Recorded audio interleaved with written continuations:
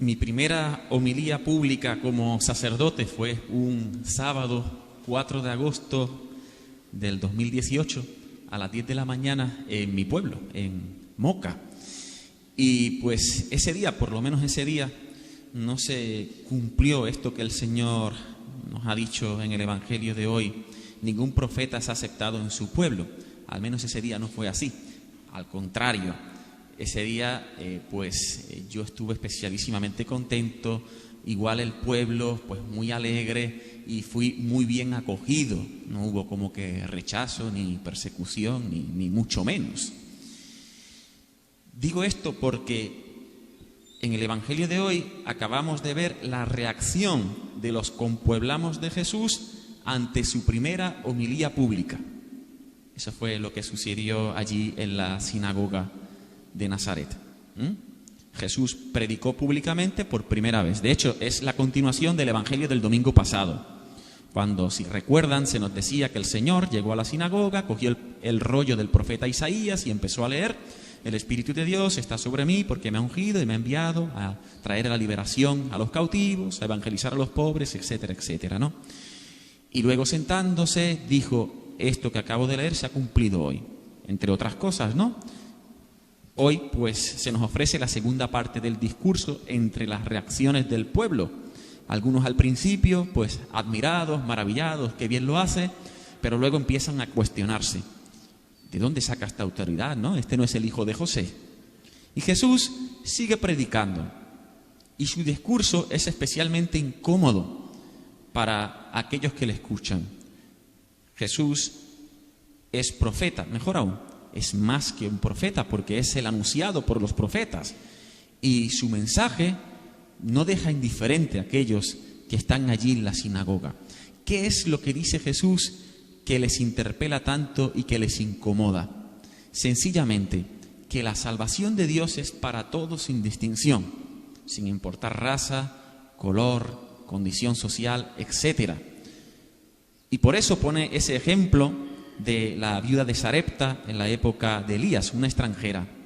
Y también hace referencia a Naamán el sirio en la época del profeta Eliseo. Dos extranjeros en los que Dios actuó en sus vidas, y aquellos judíos se escandalizan y se rasgan las vestiduras y no están de acuerdo, porque para ellos la misericordia es exclusiva, es solo para el pueblo judío, y los otros, los gentiles, los que adoran otros dioses, pues pobre de ellos, con ellos ni trataban, los despreciaban, los miraban por encima del hombro, etcétera. Jesús lo que dice en su primera homilía es: la misericordia de Dios es infinita y no hace distinciones, es para todo. Evidentemente, cada uno tiene que acoger libremente esa misericordia, pero aquí no se trata de que si los unos y los otros, sino que el Señor ama a todos profundamente y por cada uno entrega a su Hijo. Y Jesús derrama su sangre por cada uno.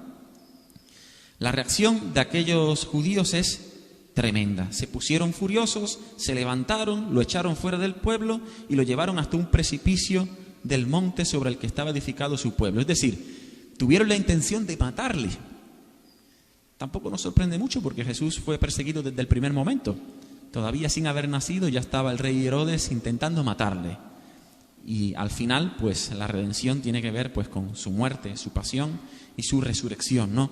Pues desde el minuto cero, primera homilía pública y ya quieren matarle. El discurso de Jesús no deja indiferente al que lo escucha.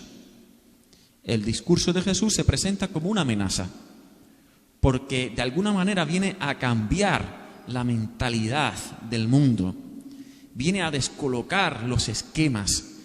Y cuando nosotros estamos como que en nuestra zona de confort, como se dice por ahí, pues si viene algo que se presenta como una amenaza, que quiere sacarnos de esa zona, pues entonces nos da miedo, nos da miedo. La palabra de Dios puede dar miedo y queremos estar cómodos, no queremos cambiar. Y ante una amenaza, pues se puede dar una o dos reacciones. La primera es esconderse. Uno se esconde y se hace el de los oídos sordos. Y pues sí, muy bien, no sé cuánto, pero luego a la hora de la verdad no hemos escuchado, ¿no? Se esconde uno, se puede esconder. La segunda reacción es intentar eliminar la amenaza, matar esa amenaza. Por ejemplo, si se acerca un león a nosotros, pues podemos escondernos o salir corriendo, treparnos en un árbol, meternos en una cueva, yo qué sé. O podemos desenvainar la espada o lo que tengamos e intentar matar el león. Son las dos reacciones, pero ambas son suscitadas por el miedo ante una amenaza. El discurso de Jesús ocasiona eso, y especialmente a aquellos que no viven conforme a la voluntad de Dios y que por tanto ese discurso, esas palabras, los descoloca. La actitud del mundo ante la palabra de Dios es esta: intentar acallarla o hacerla desaparecer. Y creo que hoy lo podemos ver con especial claridad, en una época donde hay tanta confusión, en una época que podemos llamar de la posverdad, después de la modernidad, donde todo es relativo, cada uno tiene su verdad, tú vive como quieras, adora al Dios que quieras, porque en el fondo todos adoramos al mismo Dios. Entonces el discurso cristiano, en esta época especialmente, pues como que rasca, ¿no? Y arde, porque la verdad a veces duele. Un filósofo bastante conocido, Friedrich Nietzsche, llegó a decir: Dios ha muerto, nosotros lo hemos matado. Qué frase tan tremenda, ¿eh? Dios ha muerto. Es la actitud de aquel que quiere vivir en la mentira, no soporta la verdad y quiere matarla. Claro, pero la verdad es una persona. Cristo es la verdad, el camino y la vida. Dios ha muerto, nosotros lo hemos matado. El mundo quiere matar a Dios. Fíjense qué osadía, qué cosa tan tremenda. Y eso pasa hoy. Los medios de comunicación, por ejemplo, son instrumentos de manipulación a merced de ciertas ideologías que lo que quieren es acallar la verdad y adoctrinar. Hoy estoy en plan profeta, bueno, estamos hablando de eso, ¿no? Pues hay que decirlo. Los medios de comunicación son instrumentos de manipulación. Y actualmente están secuestrados por ciertas ideologías y solamente se transmitirá un único discurso. Y el que diga algo contrario se le pone una etiqueta en la boca y no puede hablar. Me estoy cogiendo el riesgo de que me corten la cuenta de Facebook. Pero da igual, no pasa nada. Es así. Hay que decirlo. Entonces, pues, mucho ojo, que los niños están continuamente ahí siendo adoctrinados. Y por eso en esta época especialísimamente, pues hace falta que recordemos y caigamos en la cuenta de que nosotros también, los bautizados, por el hecho de serlo, somos profetas. Y estamos llamados a anunciar y denunciar aquello que es la verdad y aquello que es la mentira, y a llamar las cosas por su nombre. Y hay cosas que siempre son acciones pervertidas, y hay que decirlo: el aborto no es un derecho, es un asesinato. Eso hay que decirlo claramente. Es una ley injusta. El matrimonio siempre es, el verdadero matrimonio, la unión entre un hombre y una mujer. Y dar en adopción a un niño, a una pareja de otras características, es una violación de sus derechos. Porque todo niño tiene derecho natural a un padre y una madre. Es el derecho natural. Entonces hay cosas que están mal y hay cosas que siempre son verdaderas y buenas. Aquí, sobre todo, queridos hermanos, creo que lo que hay que apelar es a la libertad en el fondo. Porque cada cual, pues mira, puedes opinar y puedes decidir ir por un camino equivocado, pero cuando eso se pretende imponer, estamos hablando de una dictadura. Y fíjense cómo aquellas, por ejemplo, feministas radicales o los que defienden ese tipo de ideología, defienden el aborto diciendo: no, yo tengo derecho a elegir sobre mi cuerpo. Y cómo, pues actualmente esas mismas personas pretenden imponer lo que se pone en el cuerpo todo el mundo, incluso los niños. ¿Acaso los padres no tienen el derecho a la patria potestad para decidir y determinar qué le ponen a su hijo y qué no? ¿Será que los niños son posesión del Estado? Es que esto es algo muy peligroso, y estamos en eso. Es cuestión de libertad y de respetar a cada cual. Yo pienso distinto. Pues no, el que piensa distinto, un sello en la boca, no puedes decir nada y ojo, cuidado que te matamos. Esa es la persecución que padeció Jesús y que padece todo aquel que defiende la verdad. Y nosotros como cristianos estamos llamados a ello. No, que yo derecho al aborto porque decido sobre mi cuerpo. Pero a los niños los vacunamos a todos obligatoriamente. ¿Acaso no tienen derecho también los padres a decidir sobre qué cosa introducen en el cuerpo de su hijo o no? O incluso uno mismo como adulto, personalmente. Creo que es cuestión de libertad, y es lo que se está violentando. Derechos fundamentales, derechos fundamentales.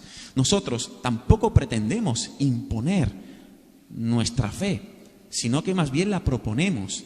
Aquí ninguno de ustedes está obligatoriamente, nadie está encadenado con sus malos. Si llegaron aquí es por libertad, porque quieren. Y eso manifiesta que lo están haciendo por amor. Nuestra fe pues tiene que ver con la vivencia de la libertad y del amor. Y por eso tampoco pretendemos imponer, cada uno tendrá que decidir. Yo pues lo propongo y digo, mira, yo creo que estas verdades y esta vivencia de la fe que me hace mucho bien a mí, te pueden también hacer bien a ti. Pues tú elige, porque tendrás que tomar un camino, pero no obligamos a nadie. Y lo único que pedimos es que se respete nuestra opinión. Sencillamente, respeto. Tú piensas de tal manera, yo te respeto. No estoy de acuerdo, pero te respeto. Pero ¿por qué entonces me acallas a mí? ¿Por qué no respetas mi opinión? Es urgente, queridos hermanos, que el pueblo cristiano con las ideas claras pueda ejercer su misión profética, el anuncio de la verdad, que está tan en desuso, porque la verdad ha pasado de moda. Jesucristo es la verdad. ¿Será posible? Claro que es la verdad. Entonces nos da miedo afrontarla. Y o nos escondemos o intentamos matarla. Y pues en este domingo reflexionamos en torno a esto y nos preguntamos cómo estamos viviendo nuestra vocación profética. En cuanto al escondite, cuando tengo la oportunidad, manifiesto que soy cristiano, que tengo fe, anuncio la buena noticia, o más bien intento pasar como un ciudadano más que no se sabe muy bien en qué cree, porque claro, a ver qué van a decir, ¿no? ¿Me da miedo mi propia vocación profética y me oculto? ¿O cuando tengo la oportunidad lo digo y lo manifiesto, especialmente a los familiares, a los más cercanos, a los niños, etcétera, ¿no? Cuando alguien dice alguna opinión con la que no estoy de acuerdo, ¿me quedo callado o defiendo la verdad? ¿Cómo estoy en ese tema? ¿Mi vida como tal interpela la vida de otros? ¿O más bien, pues, nunca he padecido la persecución por el Señor? Me acuerdo yo, estando todavía, era diácono y estaba en España. Y el insulto más tremendo que me han hecho, lo voy a compartir con ustedes. Iba por la calle con otro diácono y con un sacerdote. Íbamos todos de clérimas, ¿no? Y se me acercó una persona que ni me conocía de nada, ni yo le conocía a ella. Y me dijo, principiante de violador. Me dijo, así tal cual, en la calle. Anda. Fíjate, y con odio, sin conocerme, sin conocerme. El simple signo de mi vestimenta ya le recomía por dentro. La misión profética no solo se reduce a palabras, sino que también tiene que ver con las obras y con nuestra manera de presentarnos. Nuestra forma de vestir, por ejemplo, en una época donde el pudor ya no hay, entonces se viste de cualquier manera, olvidando que somos templo de la Trinidad, etcétera. También nuestra forma de aparecer, nuestros gestos, nuestras palabras, todo, de alguna manera es un anuncio del reino de Dios o desdice lo que el Señor quiere para nosotros. Pues esa persona, sin conocerme, me dijo ese insulto, ¿no? Yo dije, anda, voy por el buen camino, voy por el buen camino. Significa que mi vida llama la atención y de alguna forma habla de Dios. Como cuando yo llego a alguna oficina de algún médico o algo, sin decir nada, yo ya me doy cuenta que empiezan a hablar o de la iglesia o de Dios, por el simple hecho de yo ir vestido de sacerdote. Y ya pues mira, pues esto es evangelización y es misión profética. Y en poco tiempo alguno se me acerca, oye, eres sacerdote, no sé cuánto, qué jovencito, tal. Eso es lo típico, ¿no? Lo típico. Pues nosotros también como cristianos, de alguna manera, llamar la atención y anunciar la buena noticia, cumpliendo así con nuestra propia identidad profética, que estamos en un momento donde es urgente. Y si nos quedamos dormidos, que ya de hecho nos han ganado mucho terreno, yo no sé dónde va a quedar la iglesia. Es verdad que confiamos en la promesa del Señor, que el poder del infierno no podrá con ella, pero desde luego que va a ser un remanente muy pequeño. Los que perseveren y vivan la fe radicalmente con todas las consecuencias, ¿quiénes son? Porque por ahí por la calle pregunta, todo el mundo es católico, pero luego a la hora de la verdad, ¿quiénes son ese remanente? Que hay que ir contracorriente, con valentía y sobre todo, pues recordando esas palabras que hemos escuchado en la primera lectura, que el Señor le dice a Jeremías: lucharán contra ti, pero no te podrán, porque yo estoy contigo para librarte. Es que nuestra vida está anclada en Dios. Él es nuestro Salvador. Entonces, ¿a qué temeré? ¿A la espada, a la persecución, a la enfermedad? Dice San Pablo, ¿a qué temeré? Pues a nada. El Señor está conmigo y me acompaña. Pues bien, vamos a pedir a la Virgen María que interceda por nosotros, para que podamos vivir radicalmente nuestra fe, para que seamos cada vez más conscientes de que somos profetas llamados a anunciar, a denunciar, para que con confianza anunciemos la verdad, sabiendo que el Señor siempre nos acompaña. Que así sea.